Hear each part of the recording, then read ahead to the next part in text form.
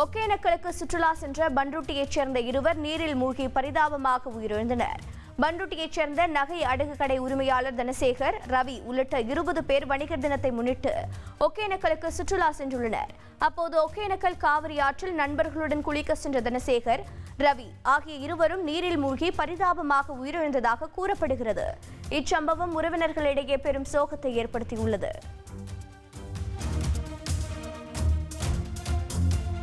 முன்னெச்சரிக்கையாக ஏதாவது ஒரு அறிவிப்பு போடாச்சும் வச்சு அது நிறைய பேர் வந்து போகிற இடம். ஆனால் இப்போ அந்த மாதிரி இருக்கிறது ரொம்ப எப்படி ஒகேனக்கல் போய் வந்துடுறாங்கன்னு ரொம்ப ஆச்சரியமாக இருக்குது. அவர் ஒரு சுற்றுலாத்தலம்னு சொல்லிட்டு போனாங்க, ஆனால் அங்கேயே அதேமாதிரி ஆகிருக்குதுன்னா ரொம்ப கஷ்டமாக இருக்குது. இந்த முன்னெச்சரிக்கை பாடு இன்னும் தூரமாக நல்ல நடவடிக்கை எடுக்கணும் தமிழக அரசு கேட்டுக்கிறேன். அவங்களுக்கு குடும்பத்துக்கும் ஏதாவது பார்த்து அவங்க குடும்பம் அவர் மட்டும்தான் சம்பாதிக்கிறாரு. அவர் இப்போ வேறு யாரும் இல்லாமல் இருக்கிறதுனால அவங்க ரொம்ப கஷ்டத்தில் இருக்காங்க. இதை அரசு ஏதாவது பார்த்து நடவடிக்கை எடுத்துக்க மாதிரி கேட்டுக்கிறேன். தம்பி வணிகத்தினர்னால 100 பேர் போயிருக்காங்க. அந்த இடத்துல எப்படி என்ன ஆச்சுன்னு தெரியல. கடைசியில் 7 மேலே குடும்பம். அவங்க ஒரு பையன் ஒரு பொண்ணு இருக்குது. கஷ்டப்பட்ட குடும்பம் தான். கடை வச்சு அவள் ஓல்பட்டுருந்தான். இங்கேருந்து போனது தவறிட்டான். இதேமாதிரி அவனுக்கு எதனா ஒரு உதவி பண்ணுற மாதிரி பண்ணுங்க. கவர்மெண்ட்டு எதனா ஒரு உதவி செய்ய சொல்லு.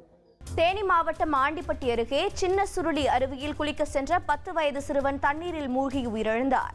தேனி மாவட்டம் ஸ்ரீரங்காபுரத்தைச் சேர்ந்த கேசவன் என்பவரின் 10 வயது மகன் ராகேஷ் தனது தாய் மற்றும் உறவினர்களுடன் சின்ன சுருளி அருவிக்கு குளிக்க சென்றுள்ளார்.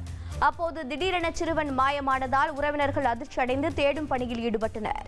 இதனிடையே அருவியில் தண்ணீர் விடும் பகுதிக்கு அருகே கரை ஒதுங்கிய சிறுவனை மீட்டு அருகில் உள்ள குமணன் தொழு ஆரம்ப சுகாதார நிலையத்திற்கு கொண்டு சென்றனர்.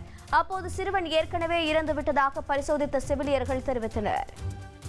எதிர்கால சந்ததியினரை கருத்தில் கொண்டு தமிழ்நாட்டில் பனை மரங்களை வெட்டக்கூடாது என அமைச்சர் மெய்யநாதன் தெரிவித்துள்ளார். மயிலாடுதுறை மாவட்ட ஆட்சியர் அலுவலகத்தில் அனைத்து துறை வளர்ச்சி திட்ட பணிகள் தொடர்பான ஆய்வுக் கூட்டம் நடைபெற்றது. இதில் கலந்து கொண்ட பின் செய்தியாளர்களை சந்தித்த அவர், நிலத்தடி நீர்மட்டத்தை சேமிக்கவும் சூறாவளி போன்ற பேரிடர்களில் இருந்து காக்கவும் பனைமரம் உதவுவதாக கூறினார். 100 நாள் வேலையின் போதும் எளிதாக பனைமரத்தை வெட்டுவதாக தகவல் வெளிவருகிறது. அவ்வாறு செய்யக்கூடாது என கூறினார்.